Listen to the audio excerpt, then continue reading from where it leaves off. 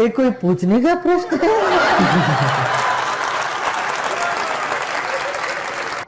हमने कहा तुम मूर्ति पूजा का खंडन नहीं करो। हाँ, वेदों में सभी बातें हैं, न तस्य प्रतिमा अस्ति बात है, उसके लिए कोई प्रतिमा नहीं है, मगर ये नहीं कहते कि प्रतिमा में वो नहीं है। Hello sir, I'm Palak Lalka from Kharghar. I'm a student. I just wanted to say something about the person who said, like, first asked you the question about idol worship. I'm a follower of Lord Krishna, and I just remember something that my aunt once told me, and I just wanted to say that it's like when we do idol worship, it's when we see, we have a picture of them, or we can feel them. When you see them, you can actually feel what it is like, and you can praise them. It's what my perception is. So I just wanted to say that when related to the first person who asked you to, like, he doesn't know any what he feels about idol worship. बहन ने सवाल किया है कि वो कृष्ण की पुजारी है और जब बुत परस्ती करती है, मूर्ति पूजा करती है, तो मूर्ति का फोटोग्राफ, वो उस ईश्वर का फोटोग्राफ रखती है, उस ईश्वर की मूर्ति रखती है ताकि कंसंट्रेशन के लिए, तो इसीलिए वो मूर्ति पूजा करती है।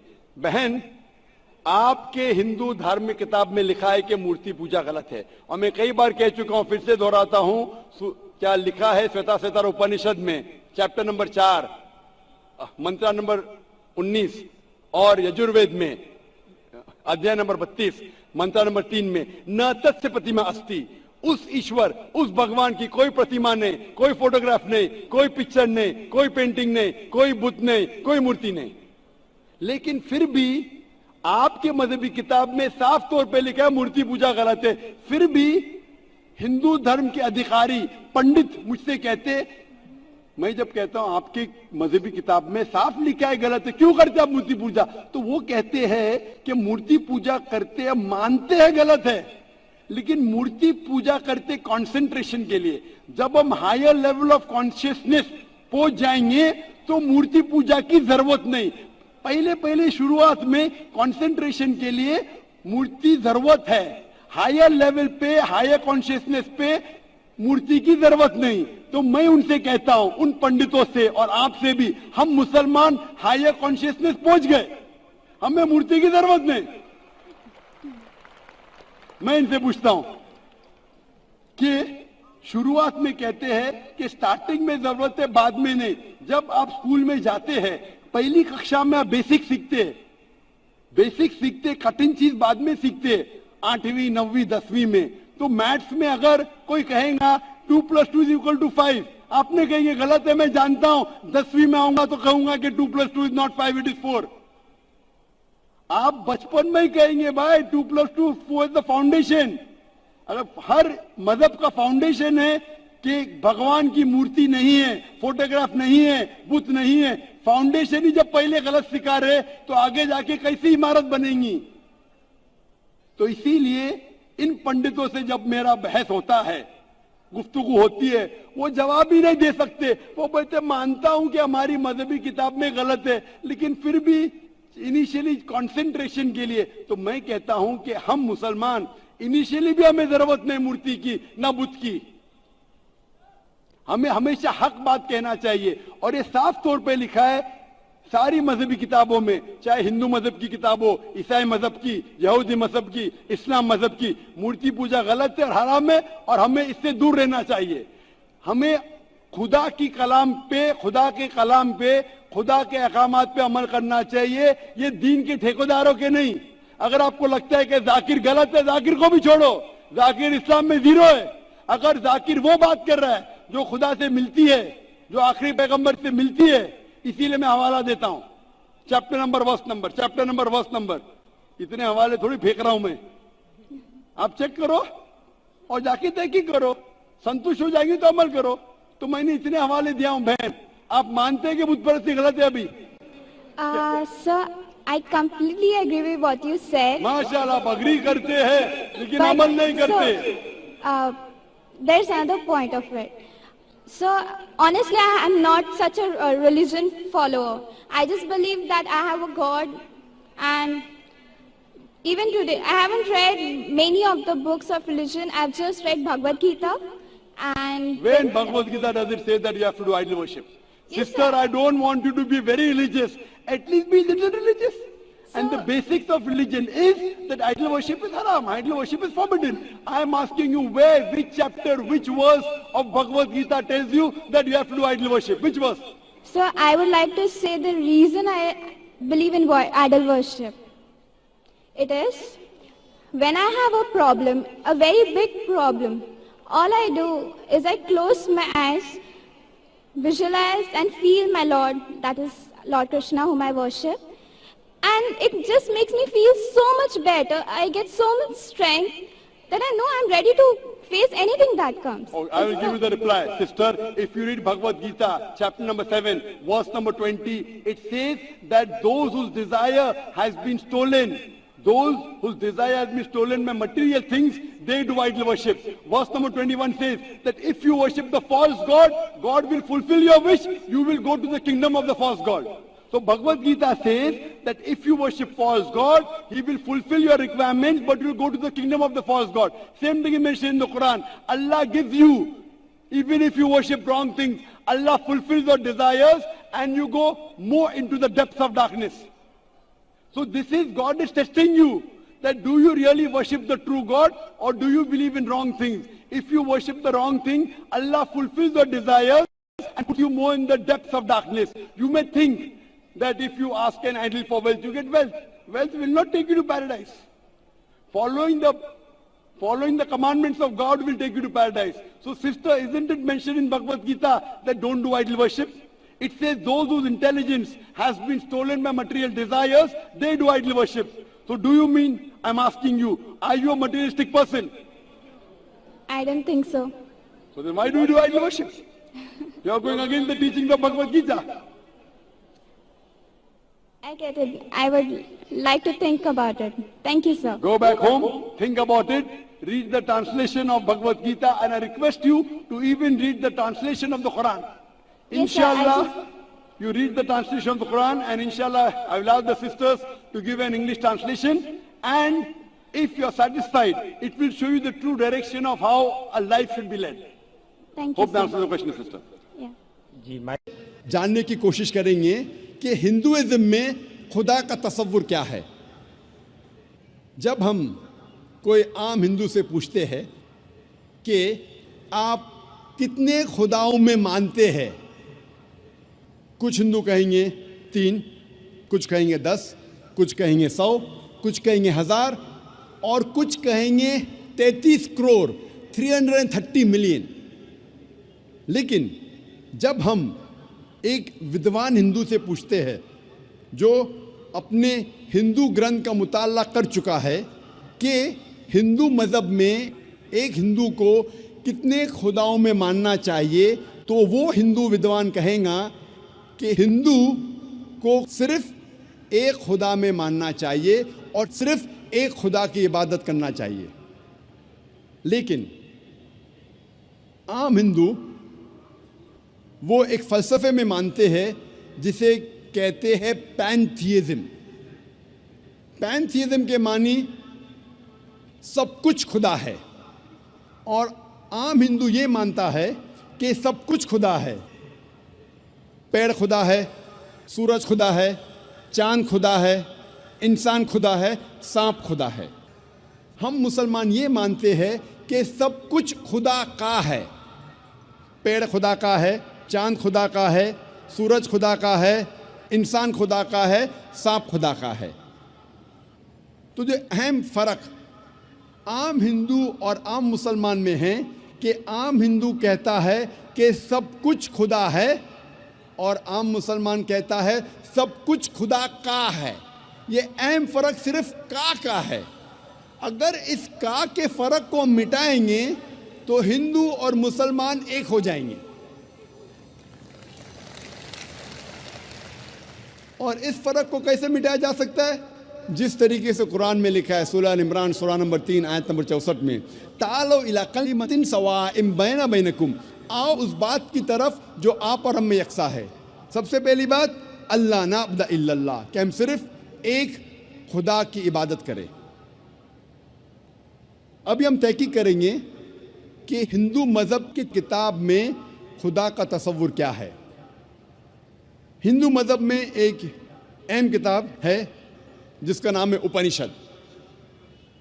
जब हम पढ़ते हैं Chandogya Upanishad, chapter number 6, section number 2, verse number 1, उसमें लिखा है एकम एविदित्यम। ये एक संस्कृत श्लोक है जिसके मानी है खुदा एक है, ईश्वर एक है, दूसरा नहीं है। लिखा है श्वेताश्वतर उपनिषद में, अध्याय नंबर 6, श्लोका नंबर 9 में, नाचस्य कसिज जनिता न चदीपा। उस ईश्वर की कोई वालदेन नहीं है, कोई रब नहीं है। ईश्वर के कोई वालिद नहीं है, कोई वालदा नहीं है, ईश्वर के ऊपर कोई नहीं है। लिखा है श्वेताश्वतर उपनिषद में, अध्याय नंबर 4, श्लोका नंबर 19 में, न तस्य प्रतिमा अस्ति। उस ईश्वर की कोई प्रतिमा नहीं है। प्रतिमा एक संस्कृत लफ्ज है जिसके मानी है अक्स। उस ईश्वर की कोई प्रतिमा नहीं है, कोई अक्स नहीं है, कोई फोटोग्राफ नहीं है, कोई पेंटिंग नहीं है, कोई पोर्ट्रेट नहीं है, कोई बुत नहीं है, कोई मूर्ति नहीं है, कोई स्टैच्यू नहीं है, कोई स्कल्पचर नहीं है। लिखा है न तस्य प्रतिमा अस्ति। उस ईश्वर की कोई प्रतिमा नहीं, कोई अक्स नहीं, कोई फोटोग्राफ नहीं, कोई पेंटिंग नहीं, कोई पोर्ट्रेट नहीं, कोई मूर्ति नहीं, कोई बुत नहीं, कोई स्टैच्यू नहीं, कोई स्कल्पचर नहीं। और हिंदू मज़हब में सबसे ज़्यादा पढ़ी जाने वाली किताब है भगवत गीता। भगवत गीता में लिखा है, अध्याय 7,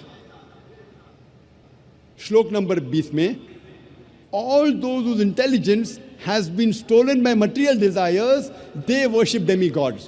मतलब जिसकी अकल दुनियावी चीज़ों के पीछे भागती है वो लोग खुदा के अलावा दूसरे किसी चीज़ की इबादत करते हैं।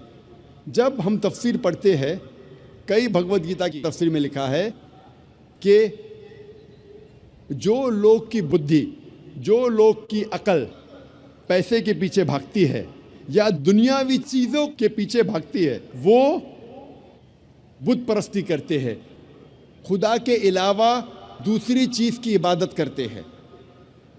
लिखा है भगवत गीता में, अध्याय 10, श्लोक नंबर 3 में, वो लोग जानते हैं कि मैं लाफानी हूँ, वो लोग जानते हैं कि मैं जन्म नहीं लिया है और मैं सारे आलमीन का मालिक हूँ। हिंदू मज़हब में सबसे ऊंची किताब है वेद। अगर वेद और दूसरी हिंदू मज़हब की किताब में टकराव होता है तो हमें मानना चाहिए वेद। वेद हिंदू मज़हब की सबसे ऊंची किताब है। जब हम वेद पढ़ते हैं, इसमें लिखा है यजुर्वेद में, अध्याय नंबर 32, श्लोक नंबर 3 में, न तस्य प्रतिमा अस्ति। उस ईश्वर की कोई प्रतिमा नहीं है। जैसे मैंने कहा, प्रतिमा एक संस्कृत लफ्ज़ है जिसके मानी है अक्स, फोटोग्राफ, पेंटिंग, पोर्ट्रेट, बुत, मूर्ति, स्कल्पचर। न तस्य प्रतिमा अस्ति। उस ईश्वर की कोई प्रतिमा नहीं, कोई अक्स नहीं, कोई फोटोग्राफ नहीं, कोई पेंटिंग नहीं, कोई पोर्ट्रेट नहीं, कोई बुत नहीं, कोई मूर्ति नहीं, कोई स्कल्पचर नहीं, कोई स्टैच्यू नहीं। लिखा है यजुर्वेद में, अध्याय नंबर 40, श्लोक नंबर 8 में, कि ईश्वर पाक है, उसका कोई अक्स नहीं। लिखा है यजुर्वेद में, अध्याय नंबर 40, श्लोक नंबर 9 में, अंधात्म प्रविशन्ति या असंभूति उपास्ते। अंधात्म मतलब अंधकार, प्रविशन्ति मतलब दाखिल होना, असंभूति मतलब वो चीज़ें जो नेचुरल है, जो कुदरती है। तो ये श्लोक में यजुर्वेद अध्याय नंबर 40 श्लोक नंबर 9 में लिखा है, वो लोग अंधकार में दाखिल हो रहे हैं, वो लोग जो असंभूति की इबादत करते हैं, जो कुदरती चीज़ों की इबादत करते हैं, मिसाल के तौर पे हवा, पानी, आग वगैरह। और ये श्लोक में आगे लिखा है, वो लोग और घोर अंधकार में दाखिल हो रहे हैं, वो लोग जो संभूति की इबादत करते हैं। संभूति की मानी इंसान की बनाई हुई चीज़ें, मिसाल के तौर पे टेबल, चेयर, बुत, मूर्ति वगैरह। कहाँ लिखा है? यजुर्वेद अध्याय नंबर 40 मंत्र नंबर 9 में। आगे जब पढ़ते अथर्ववेद में लिखा है, किताब नंबर 20 अध्याय नंबर 58 मंत्र नंबर 3 में, देव महासी, महान है वो ईश्वर। और वेद में सबसे ऊंची मानने वाली वेद है ऋग्वेद। वेद 4 किस्म की होती है, ऋग्वेद, यजुर्वेद, सामवेद, अथर्ववेद। ये चारों में सबसे ऊंची वेद है ऋग्वेद। ऋग्वेद में लिखा है, किताब नंबर 1 अध्याय नंबर 164 मंत्र नंबर 46 में, एकम सत विप्र बहुधा वेदांते, सत्य एक है, सच एक है, ईश्वर एक है, और साधु संत और विद्वान इस ईश्वर को कई नामों से पुकारते हैं। ये पैगाम फिर से दोहराया गया है ऋग्वेद में, किताब नंबर 10 अध्याय नंबर 114 मंत्र नंबर 5 में। इसमें लिखा है कि खुदा एक है, ईश्वर एक है, ईश्वर एक है, लेकिन विद्वान, संत, साधु इस ईश्वर को कई नामों से पुकारते हैं। और जब हम ऋग्वेद पढ़ते हैं, किताब नंबर 2 अध्याय नंबर 1, सिर्फ किताब नंबर 2 अध्याय नंबर 1 में 33 नाम और सिफतें दिए गए हैं इस ईश्वर को। इनमें से एक है ऋग्वेद किताब नंबर 2 में अध्याय नंबर 1 में मंत्र नंबर 3 में, ब्रह्मा। ब्रह्मा कहा जाता है उस ईश्वर को जो बनाने वाला है। जब हम अंग्रेजी में तर्जुमा करते हैं तो इसे कहते हैं क्रिएटर। जब उर्दू या अरबी में तर्जुमा करते इसे कहते हैं खालिक। हम मुसलमानों को कोई एतराज़ नहीं अगर कोई कहता है कि खुदा या ईश्वर खालिक है या क्रिएटर है या बनाने वाला है, लेकिन अगर कोई शख्स कहता है क्या ब्रह्मा खुदा है जो बनाने वाला है, लेकिन उसके 4 सिर है और हर सिर पर क्राउन है, हम मुसलमान इस पे एतराज़ लेते हैं, क्योंकि आप ईश्वर को अक्स दे रहे हैं। और साफ तौर पे लिखा है श्वेता उपनिषद में अध्याय नंबर 4 श्लोका नंबर 19 में, न तस्य प्रतिमा अस्ति, उस ईश्वर की कोई प्रतिमा नहीं, कोई अक्स नहीं, कोई फोटोग्राफ नहीं, कोई पेंटिंग नहीं, कोई पोर्ट्रेट नहीं, कोई मूर्ति नहीं, कोई बुत नहीं, कोई स्टैच्यू नहीं, कोई स्कल्पचर नहीं। एक और सिफत या नाम ऋग्वेद किताब नंबर 2 अध्याय नंबर 1 मंत्र नंबर 3 में दिया गया है, वो है विष्णु। विष्णु कहते हैं पालने वाले ईश्वर को। अगर अंग्रेजी में तर्जुमा करते तो हो जाता है सस्टेनर, चेरिशर। उसको अरबी या उर्दू में तर्जुमा करते हो जाता है रब।